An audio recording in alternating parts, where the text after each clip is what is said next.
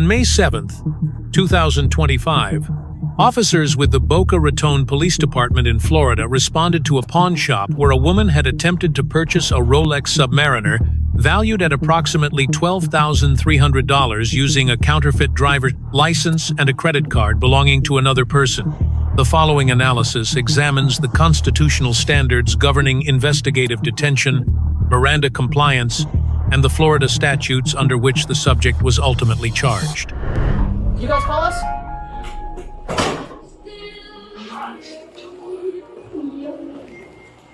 Did you guys call? Yeah, we did. So she's trying to scam us with credit fake ID and credit card. How? What do you got? What's going on? I don't have nothing. It's the card. 35 and 25 at all parties. What card do you have? Like, why do they think it's... American Express and driver license. When I scanned it, it came out with different name and address. All right, let me take a look.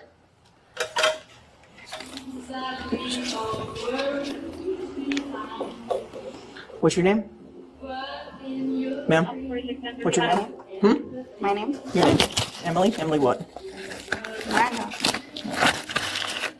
And this is your driver's license? All right. Is the address on it correct? And what is that address? It's the address upstairs, 277. Okay. Okay. Why are they saying this isn't coming up? What's going I on? have no idea. Okay. What's your date of birth? The 20th of 97 of this month. Okay.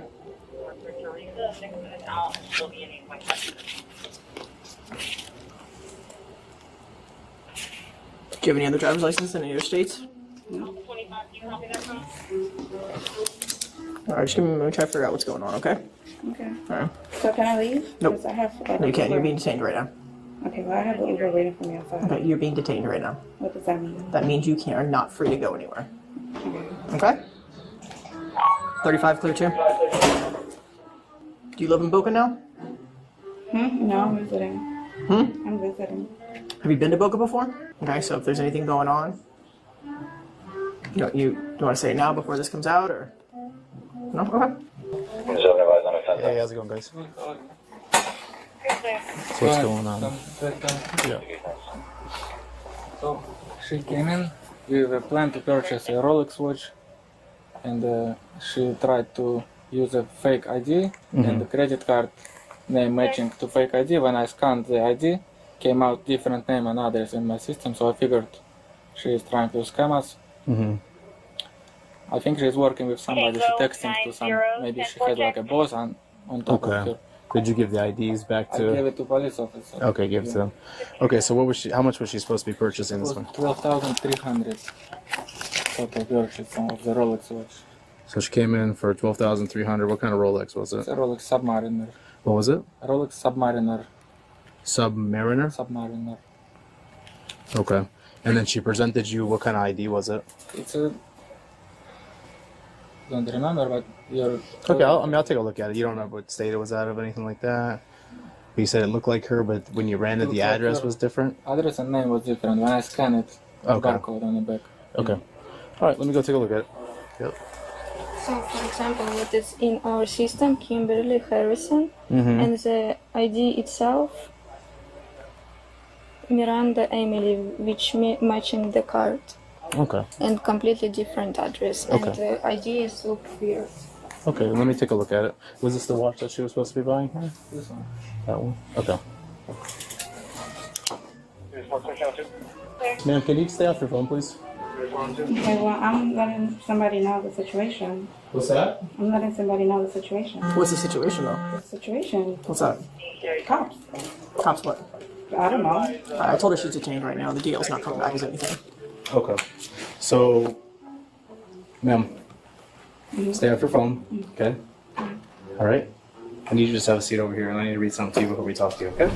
The initial contact with the subject constituted an investigative detention under the Supreme Court's decision in Terry versus Ohio, decided in 1968.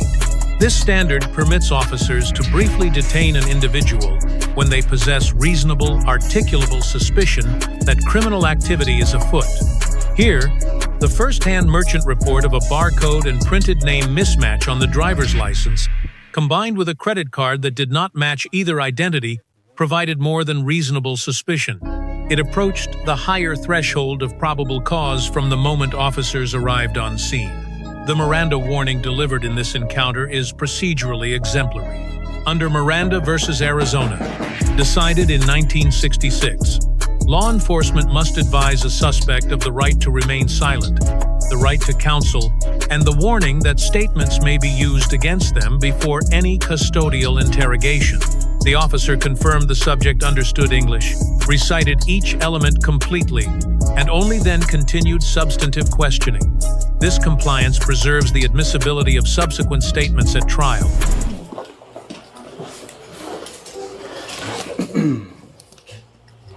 Okay, these are your rights. You speak English fully and understand it? Okay, you have the right to remain silent. Anything you say can or will be used against you in the court of law. You have the right to talk to a lawyer and have him or her present while you are being questioned.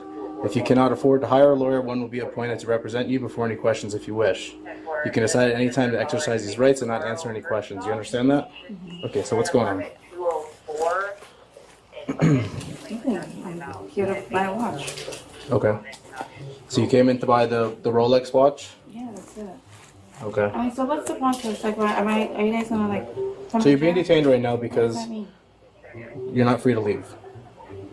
So am I going to jail? That's the process we're going through. That's why I'm asking you questions so I can figure out what's going on because I can't just come into a situation and arrest you, right? Right. Okay. So, can I see those? Okay, so you came in and you presented these two things to them, correct? Yeah. Okay. Do you have any documentation that has your right information on it? No. Okay. And who is this on the driver's license? That's me. This is you? That's, Okay. And this is the only ID that you have? So you're telling me that your name is Emily Miranda? I'm not saying anything. Okay. There's nobody that name or date of birth. What's your date of birth? It's on the ID. Okay. So you understand how this is becoming kind of suspicious at this point because you don't even know what your date of birth is? 5/20/1997. Okay. And what is your name and your address? It's 277 Farm Road, Richfield, Connecticut.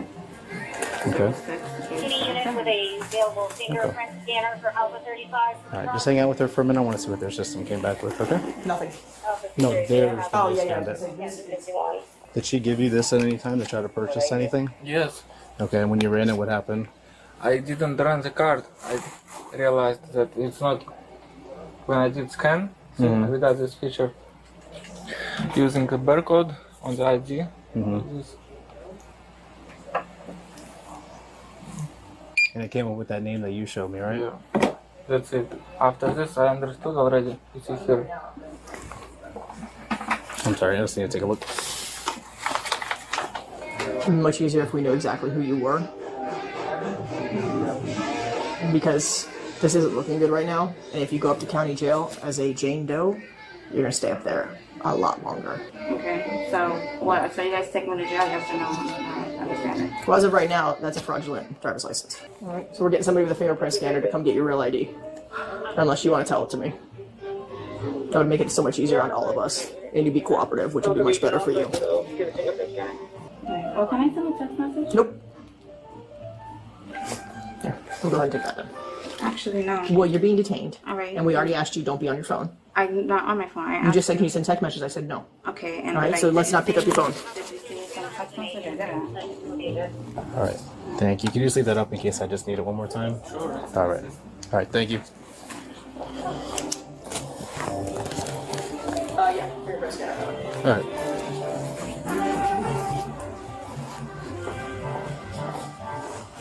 Are you, we'll just wait. All right, ma'am. So is that the story you're sticking with? That this is your real ID, this is your real name, this is your real date of birth?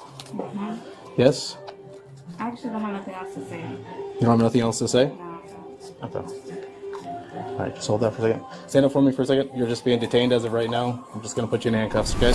The subject's invocation of silence, stated as, quote, "I actually don't have nothing else to say," end quote, qualifies under Burgweiss versus Tompkins, decided in 2010 as an unambiguous invocation of the Fifth Amendment right to remain silent. At this juncture, all interrogation must cease. The officer's subsequent conduct pivoting to biometric identification and independent witness interviews rather than continued questioning, reflects correct Fifth Amendment jurisprudence.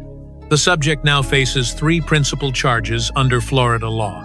Florida statute, section 817.568, criminalizes fraudulent use of personal identification information as a third-degree felony, punishable by up to 5 years in prison and a $5,000 fine.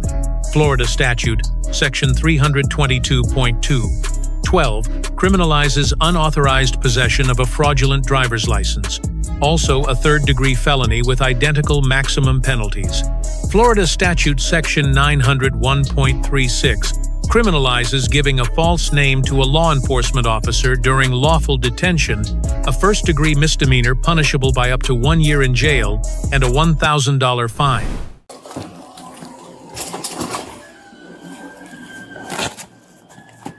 All right, just have a seat for a second until the other officer gets here, okay? You good for a second, Chris Weiser, while I can look up that other ID that they have?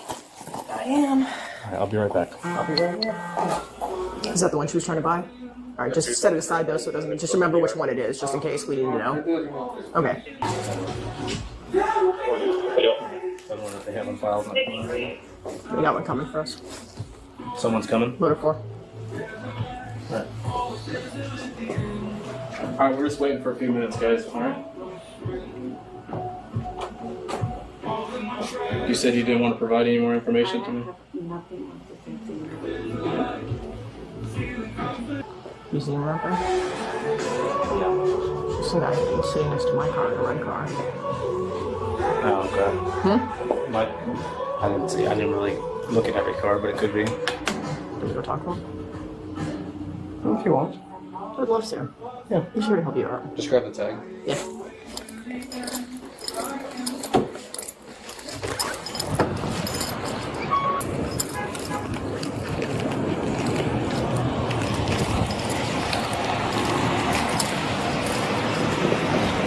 Hey, are you Uber by any chance? Yes. Who are you waiting for? What's her name? Tofik. Long dark hair?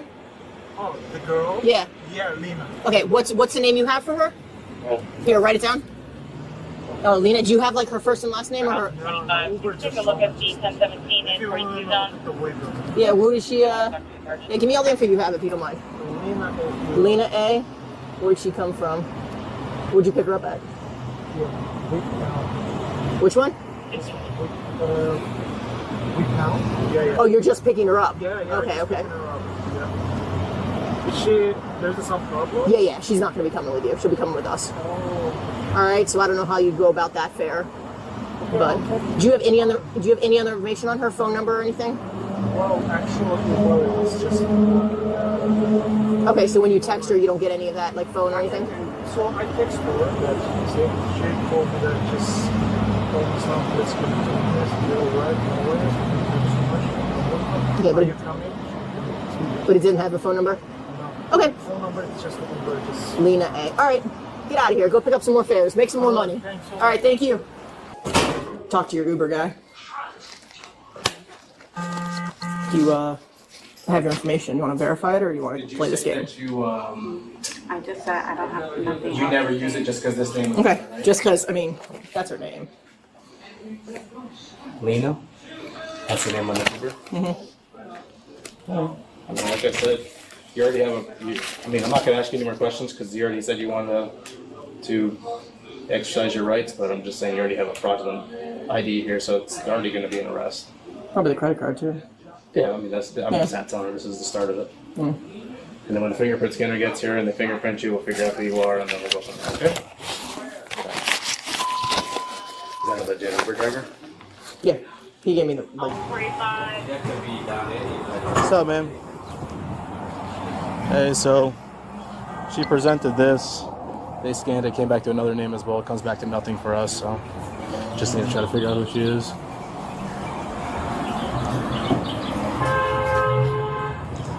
On the is it easier to do while she's sitting, or you want us to have her stand up? What's that? Sit down? She's in class, so stand up. Stand up for us. Up there.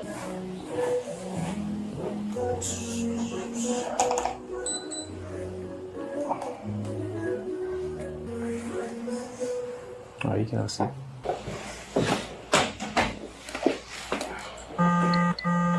You ever been arrested before? She doesn't want to talk. I don't want to have personal questions. I take it as a yes. Usually is. Is it Lena? I got it. There was an Uber outside waiting for her. He said her name was Lena. Yeah, I got it. She has arrest. What do we got for the first name? Helena. What's her last name? Lena A. I had it. Sound about right? Does it come back with Florida ID? Arrested for battery by Lakeshore. So just a tattoo on her stomach. We have like a DL number. Nose, pierced back, tattoo left hand.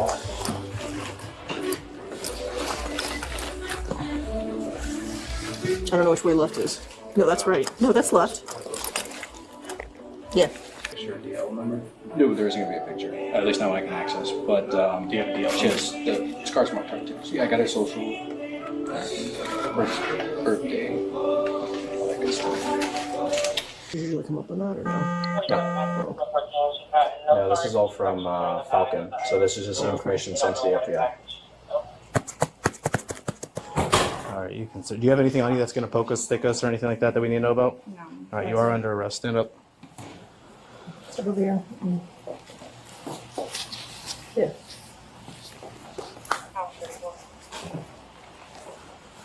He's now on 32nd. Go ahead and north on bed. Make sure you pull it down. You ready to talk about piercing? Anything else? No other piercings? Do you want to get those piercings out at the in booking? Yeah. All right. I'll look up there. Back down there. Probably has her ID in there now. On the back of her phone. Probably back of the phone. Yeah, I'll grab this stuff since you're taking out. All right, thank you. Thank you very much. 5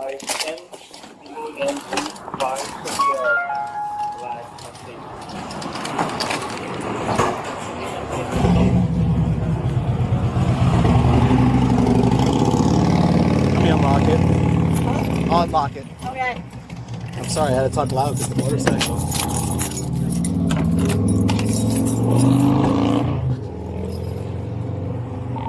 Alpha 37, white female 1015.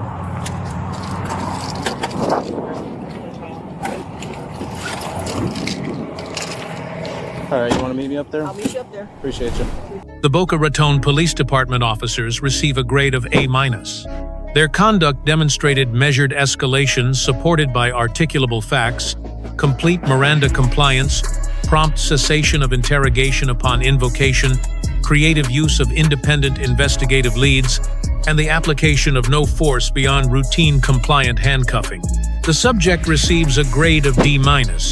She compounded the underlying fraud with repeated false statements to law enforcement during lawful detention, constituting an independent criminal offense. Her eventual invocation of silence came only after she had already locked herself into a demonstrably false identity. The grade is not a failure solely because she avoided physical resistance or flight. The core lesson from this encounter is twofold. For the public, constitutional rights exist to be invoked clearly and promptly. A single sentence requesting silence and counsel at the moment of first contact would have prevented every admission that now constitutes evidence against the subject. For law enforcement, this case illustrates that patient procedural discipline, supported by independent verification and biometric technology, produces stronger prosecutions than aggressive interrogation ever could. Let us know if there is an interaction or legal topic that you would like us to discuss in the comments below. Thank you for watching. Subscribe channel.